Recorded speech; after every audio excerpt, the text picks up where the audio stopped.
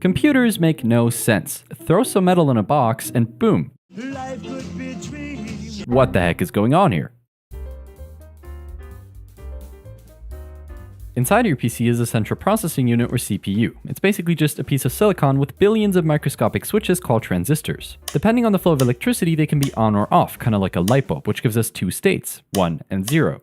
The value at one of these switches is called a bit. One bit by itself doesn't really do much, but put them together and a group of 8 bits is called a byte and can have 256 different combinations of zeros and ones. Congratulations! We can now store information by counting in a system called binary. Every bit represents a power of 2, 1 meaning the power is included and 0 meaning it's not. So this number has 1 times 64, 1 times 4, and 1 times 1, which adds up to 69. This is nice, but for humans, hexadecimal is even better. It's often denoted by this 0x and is simply a more readable format than binary. 4 binary bits can take any value from 0 to 15. Hexadecimal uses 0 to 9 and A to F to represent those values, so a group of 4 bits can be replaced by one hexadecimal digit. Okay, now that we can store numbers, we just need the computers to actually, do something with them.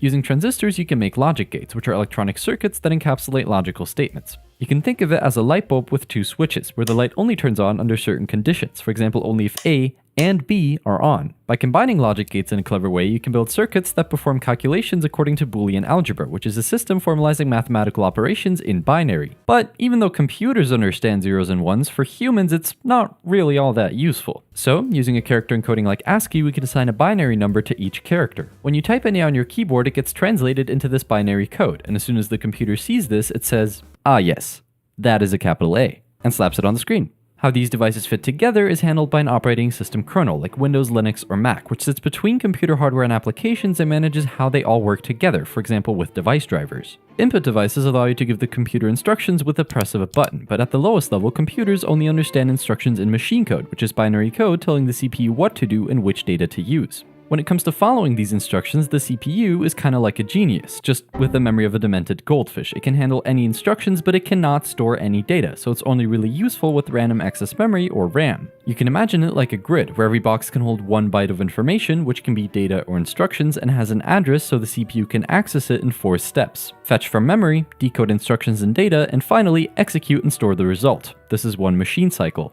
Since a program is basically just a list of instructions in memory, to run it, the CPU executes them one by one in machine cycles until it's complete. Oh yeah, did I mention that this happens really fast? Modern CPUs can do billions of cycles every second, which are coordinated and synchronized by a clock generator. The speed of this clock is measured in gigahertz, and people often overclock their CPUs to improve performance, which is nice but might just set your PC on fire. What's even crazier though is that a CPU has multiple cores, which can all execute different instructions in parallel, so at the same time. Each core can also be split into multiple threads, which allows every single core to handle multiple instructions concurrently, so switch between them really quickly.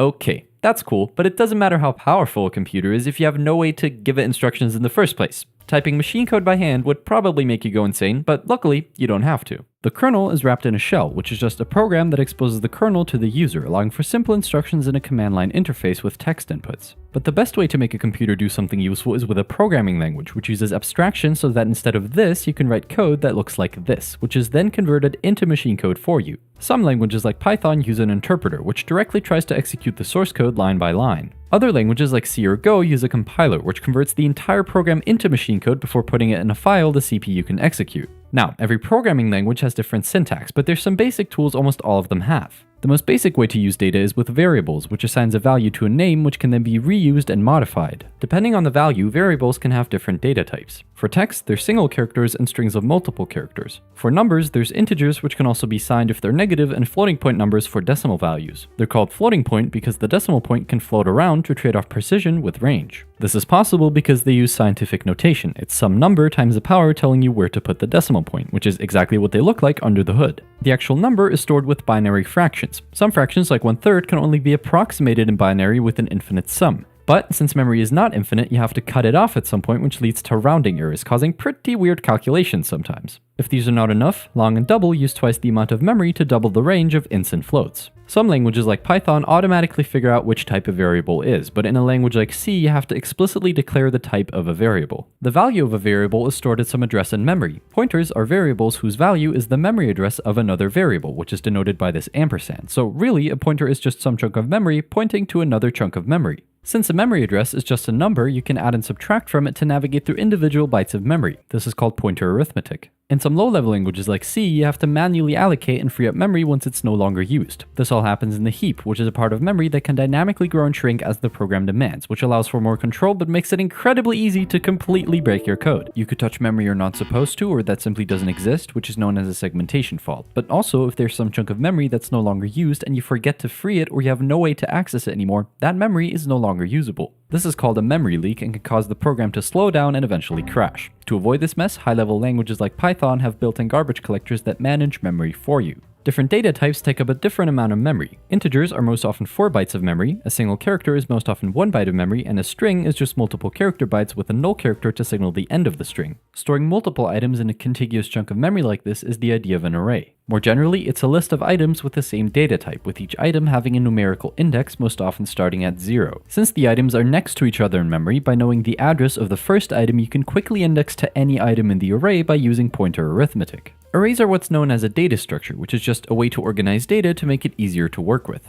Retrieving values from an array is blazingly fast, but the size of an array is often fixed on creating it, so when it's full you can't add anything, and if you don't use all of it, it's just wasted memory, so a more flexible option is a linked list. It uses nodes containing a value and a pointer to the next node, which allows them to be spread apart in memory. Also, it can grow and shrink dynamically as you can add and remove any node, and you can reorder it by simply rearranging the pointers. This is great, but they can be impractical as you have no way to access the last node except if you traverse every single one before it. But still, both arrays and linked lists are useful as they allow you to create queues and stacks. A stack follows the last in first out principle, just like taking a pancake from a stack. Practically, just imagine a pointer that always points to the item that was last added to the structure. Then you can pop, so remove the last item, which increments the pointer back.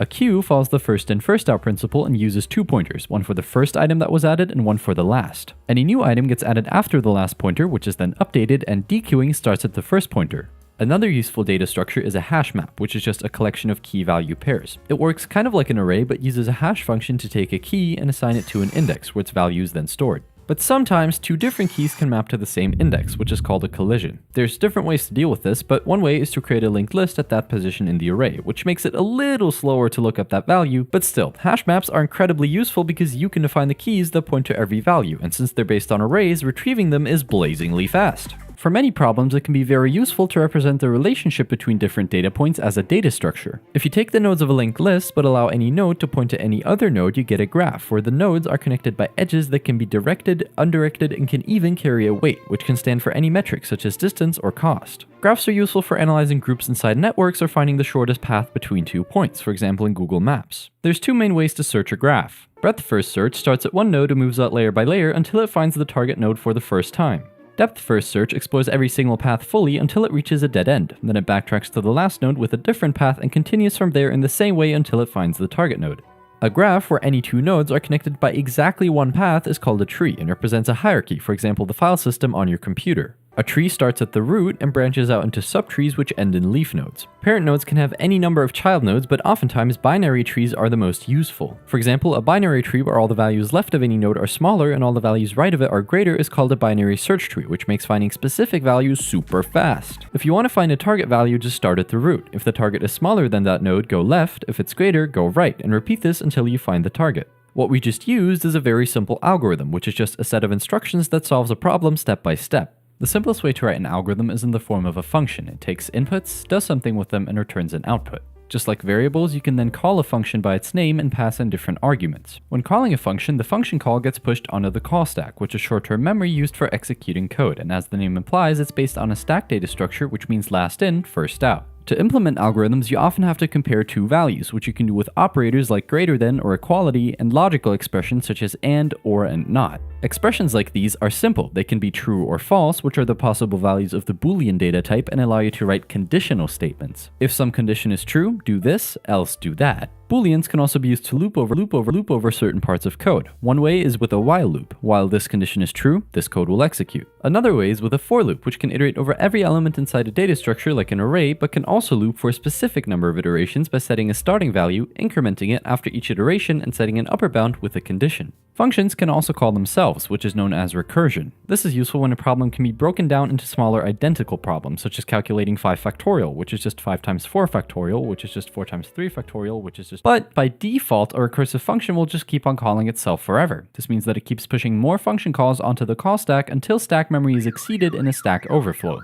That's not optimal. To stop this, you have to add a base condition to a recursive function which defines when to stop. Only then will the function calls be executed without crashing your PC. Recursion is cool, but it can be pretty expensive time and space-wise. So, to minimize the amount of computations needed, past results can be saved in a cache, so if they come up again, the computer doesn't have to recompute them from scratch. This is called memoization. Speaking of performance, to judge how good an algorithm is, you can look at time and space complexity, so how much time or space is required to run it. This is measured in Big O notation, which describes the relationship between growth of input size and number of operations needed to execute the algorithm. For example, adding 1 to every number inside an array is O of n, because the number of operations increases in a linear way as the array grows. What's relevant is not the exact number of operations, but rather the trend as the input size goes to infinity. You see, something like n factorial grows way faster than any linear function ever could, so as long as the time complexity is some kind of linear relation, it's simplified down to O of n, and the same thing goes for any other group. When writing an algorithm, there's always different approaches. A brute force approach would be to simply check every item until we find a target in a list, but if you want your program to run faster than a garden snail, you need a more sophisticated approach like divide and conquer. For example, in binary search, you repeatedly check the middle element to see on which side the target is and keep searching in that half until you find it.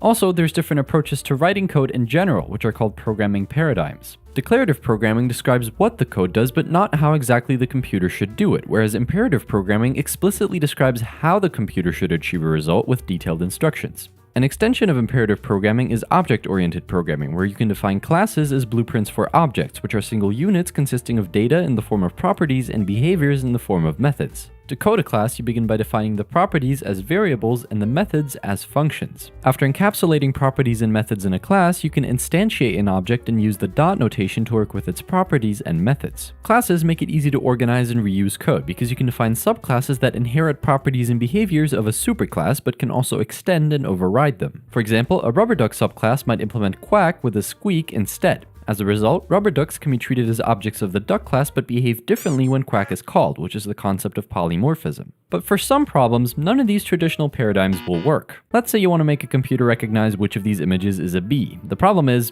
you can't really describe what a bee looks like with code. This is where machine learning comes in, aka teaching a computer to do a task without explicitly programming it to do that task. First, you need a lot of data, which you can split into training data and test data. Next, you choose an algorithm that can change its parameters over time. For example, a neural network where the weights can be updated to achieve a different result. By feeding lots and lots of training data into this algorithm, you can build a model whose accuracy you can then check with the test data. If it's not quite right, the model can improve over time by comparing the output to what it should have been, capturing the difference in an error function and tweaking its parameters to minimize the difference. But no matter how futuristic, bleeding edge, blazingly fast, and optimized it is, if you want people to actually use the application you wrote, you should probably know about the internet. It's a network of computers from all around the globe connected by wires. Like, literally, the internet is just a bunch of thick cables that run at the bottom of the ocean along with facilities like internet service providers that connect you to your destination.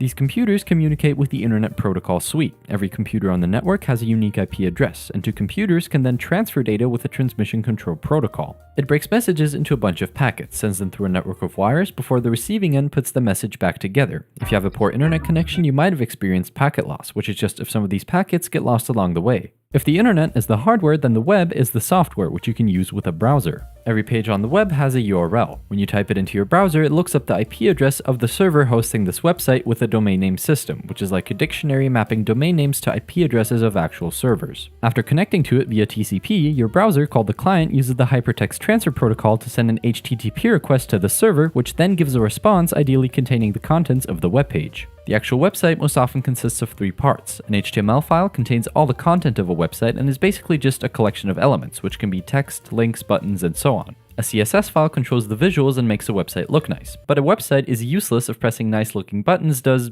nothing, so a language like JavaScript adds functionality. But sometimes things can go wrong. With every HTTP response comes a response code, which carries information about the status of the response. For example, 200 means OK, and anything starting with 4 is an error, the most famous one being 404 page not found. HTTP requests can carry different methods, for example get, post, put, and delete, so retrieve, add, update, and delete information. These are often used by application programming interfaces, which connect to applications and allow them to interact with each other, for example store and retrieve data from a database. The most common type of database is a relational database, which uses tables to store data. Columns of a table contain different attributes, and rows represent individual data points. Also, each table has one unique attribute called the primary key. A foreign key is the primary key of another table, establishing a relationship between the two. In this case, each book is connected to an author. With a language like SQL, you can write statements to work with data from these tables. You could look up the titles and authors of all books whose title starts with an H, but for that we have to join the authors table with the books table on the matching key to combine two attributes from different tables into one, giving us this output. These statements are useful, but you gotta be careful or you might just delete an entire database with one line of code. But don't worry, that's never happened before.